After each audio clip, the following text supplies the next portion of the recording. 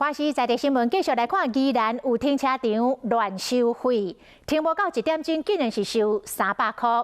原来这个乡亲是伫半暝11点外去停车，翻点到12点外要去纳钱，互当作是停2天，互伊拢共去。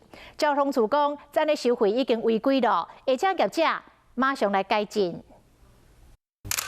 详细一看，停车的时间较无1点钟就互收300块。据民众伫暗时11点半停车过12点要甲车开出来，去纳钱的时阵发现，竟然因为过暝就互收200的停车费，互伊规个人拢硬去。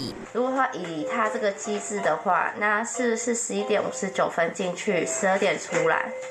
那这样也是算300块的钱，这收2天的钱，对，这样不太对吧？停车场的看板写半点钟30块来吸引民众，不过边仔字写了真细，假日收钱一摆150块，不过若是过工就要另外搁收钱，不过根本停无1点钟，就因为过12点，互当作2摆来收钱，消费者完全无法度接受。他这个30块，半小时就很明显，但是他假日。 这边是写当日计次，就写得特别小。如果业者用1天来当做1次，那这个显然跟我们的自治条例规范有所差异。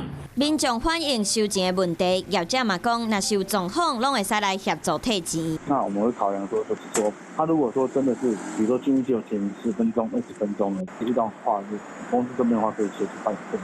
虽然上尾会使甲加许的钱摕转来，不过民众伫纳钱的时阵，心情早就已经受到影响。